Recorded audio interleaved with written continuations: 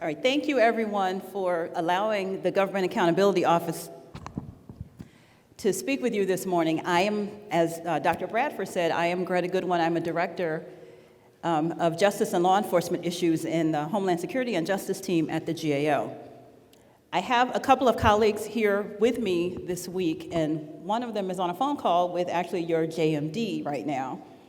Another one is en route, and then we have another one here. So this is Jeff Jensen. He is the analyst in charge of this particular engagement that I'm going to be talking with you all about this morning, and he will be one of the folks, hopefully, we'll be chatting with you all tomorrow morning at 7:30 a.m., my goodness. All right, so why is GAO in the house? Why are we here? Why are the auditors here? So as many of you are aware, we have a mandate in the Juvenile Justice Reform Act that is asking the GAO to look at issues around performance, fraud, and internal controls, as well as, of course, general oversight. So how that plays out, it's a one-year mandate, and and it started as of December 2018, but then, of course, some things happened at the beginning of the year, and then we didn't really get started until around March or April. But the one-year mandate requires that we look at two things. And as Administrator Hart mentioned earlier, we're actually breaking out this one-year mandate. But the first part of the mandate is asking us to basically do a performance audit of OJJDP. To that end, we're going to be looking at issues around the performance as it relates to the functions, the programs, and the grants. So that will be the first part of this audit. That part is going to be made public in December of this year. The second part of the audit is a little more complicated and a little more involved, and is one of the main reasons why we're here this morning. The second part of the audit is asking us to look at fraud and internal control issues as it relates to the grantees. So basically, we have been asked to do an audit of the grantees. When we sat down with the requesters, so our requesters are House and Senate Judiciary, as well as House Ed and Labor. And so when we sat down with our staffers, our requesters, we talked with them about how involved and how complex the audit of the grantees would be. And we all reached agreement that that part of the one-year mandate would be delivered a year from December. So the first part of the mandate, we're actually finishing up now. As I mentioned, one of our other colleagues, Beth Kowaleski, is actually on the phone with JMD, kind of doing our, what we lovingly call an exit conference, which is where we sit down and talk with the agencies about the information that we've collected, the findings that we have, and where we might be going with the final results of the audit. So that is actually happening right now, because this first part has to be done by December 21st. So a part of what we want to be doing tomorrow morning at 7:30, Administrator Harp and her colleagues have graciously given us some space in the Mary Lou Williams A and B rooms where we want to talk to grantees. This is a voluntary activity. You know, if you're up at 7:30 in the morning, you want to come hang out with GAO, we would be happy, very happy to see you and hang out with you. Some of the questions for the last panel I found really interesting, and if you all want to come and share with us kind of the challenges that you might have had implementing some of the requirements, your overall experiences with implementing any of the requirements, if you want to come and talk to us about some of the issues and concerns you have about OJP or OJJDP, we want to hear that as well. Again, it's voluntary. Anything you tell us tomorrow will not be showing up in the report that comes out on December of this year. We don't name names. Part of what we do at GAO, we talk to a lot of different stakeholders and partners in the process. We don't name names. If we do, we get permission from individuals to name names. And more than likely, if we name anyone, it'll be Administrator Harp.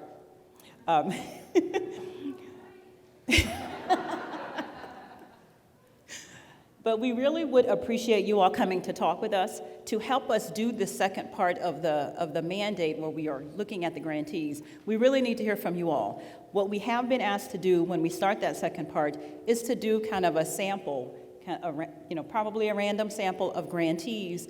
And so this way you'll get a better sense for what GAO might be doing. If you end up in our sample, you get a better sense for the types of questions, the type of information we would be asking for.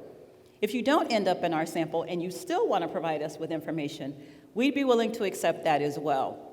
Because we like to do a really holistic view and get a broad understanding from everyone's perspectives. And I really appreciate the conversation earlier about the rural communities, because we do a lot of this work, and it has been a concern that we want to make certain we're getting the voices of those who are in the rural communities. So I know Montana's in the house, I know Idaho's in the house.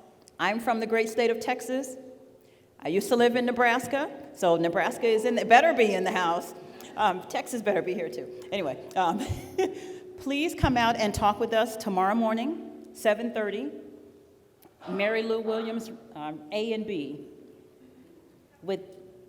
With that, I will close and see if anyone wants questions. And we do have handouts before I close. We do have handouts that we will make available at the break. I am also mindful that GAO is right before your break. So we do have handouts that will be made available at the break. We are happy to chat with you. With that, Jeff wants to say something. And then we have at least one question.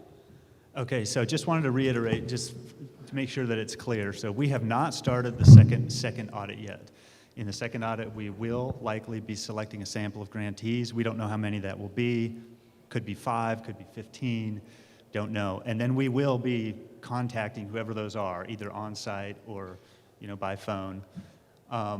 If you come to so this meeting tomorrow for us is really just exploratory. Just trying to, we come at this, we're experts at auditing, but we're not experts at like every single subject that we audit. So, we're trying to learn, well, how do grants work and how does contracts work and what are your concerns about contracting and subrecipients? How do you manage those? And tell us a little bit about that so that we can understand a little bit more about how fraud could occur. We're certainly not saying fraud is occurring, but we're interested in that and what controls might be in place. It's totally exploratory. We're not taking names. We're just writing notes and things so that we know more about the topic. And you will not be more likely to be selected if you come to that meeting. Okay? I can promise you that. No, thank you for that, Jeff. And as Jeff is saying, tomorrow's conversation will inform the next audit. It will help us when we do go out and select the grantees or even start having conversations. It helps us put out better informed questions. Because we all know what it feels like when you're being interviewed by someone or being audited and they know nothing about what they're talking about. We don't ever want to be that. We're GAO. That's not who we are. That's not what we do.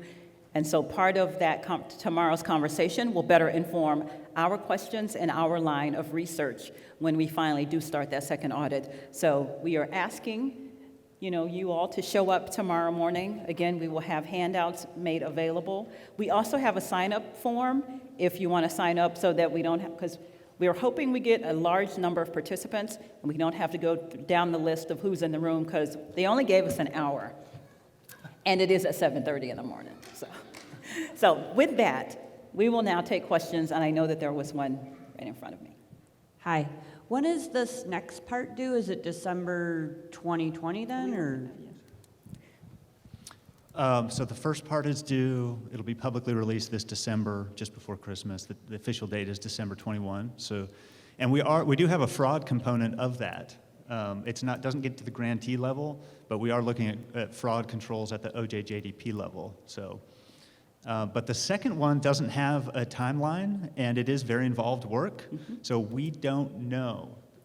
This is done by our forensic audits and led by the forensic audits and investigative team. So we haven't worked out with our requesters what that time frame will be. When we sat down with them, we talked with them about how involved it is.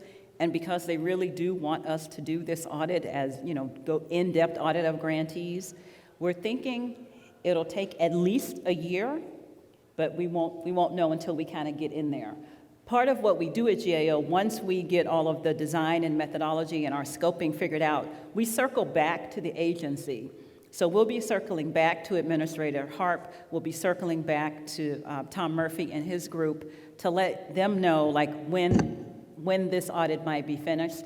We will also always let you know like what our final research objectives will be. So as of right now, we're not quite sure. Tom?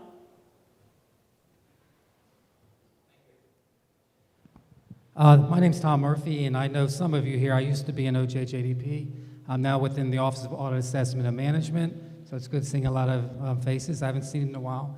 But just as far as the first part of the audit that is coming, that Greta mentioned is coming out, will be released sometime this year at the end of the year. It has to be released by December 21st. Is that they've looked at, actually, as Jeff has also mentioned, fraud indicators, but also we've taken a look at performance measures for the Title II programs, youth mentoring, and also the youth violence portfolio. So I guess my question to you is, as far as selecting the grants, are you going to stick with the 3 programs within OJJDP, or are you going to? Is it just Title II grants, which are the states? It's Title II. We don't know that yet, Tom. So for those of you who aren't familiar with kind of how a GAO audit works, if I could get a little time, Dr. Bradford. Yeah. So the Government Accountability Office, as all of you know, we are part of the legislative branch, and so we work for the Congress. So the Congress will either submit a request for us to do work, or they will put something in law, which is why we're here for this work, or we'll kind of initiate work on our own. But once that happens, how we go about the work, we sit at the very beginning of it when we're trying to decide what our scoping and our methodology will be. We will sit down with the agencies and some of the other stakeholders to get a better sense for what type of information is out there, what type of information we might have access to. And so once we kind of figure out what our design and our methodology will be, then we go out and start doing the audit work. That's quite a process. And then once the audit work is finished and we start having kind of preliminary findings, or we have a sense for where this work is going, we then will circle back to the agency to let them know kind of how things are shaping up. And then as we're nearing, and I know this is quick, then as we're nearing the end of that audit, when we have kind of a preliminary draft of what the report might be, we will sit down with the agency in what we call an exit meeting, and that's kind of another part of the quality assurance process, where we talk to the agency about everything that we have in our draft, all the pieces of information that we have worked with, and where we might be going, even if we end up having recommendations. So we finish that, and then after we have that exit meeting where the agency might have made corrections or modifications, then we send it out for a formal review process. Yeah, and I think we don't know. There's tons of grantees under OJJDP, right? Not just Title II grantees.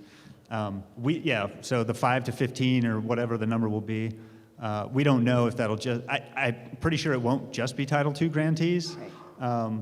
But Title II is kind of a unique and interesting program, so we may choose to select maybe 2 or 3. I don't know. We don't know at this point. So. But this first report will help us decide what we're going to do for the next one. Right, and I just wanted to conclude that my office, OAM, works with the GAO and Greta's team, and we have other teams that we work with, but currently we're managing 17 what we call program audits, which looks at, one's looking at juvenile justice, Title II, one's looking at tribal juvenile justice, and across the whole spectrum of OJP, they've looked at DNA, the DNA backlog program, they look at sexual assault. I mean, there's a whole crew of program audits, but as far as the GAO going out and auditing any OJP grantees, this is actually new territory for us as well. So we committed to working with the GAO in this endeavor, and I think we'll learn more tomorrow at the focus group. But OAM's here to work in tandem with GAO and any one of the states or grantees who are selected for an audit. Okay? Thank you, everyone.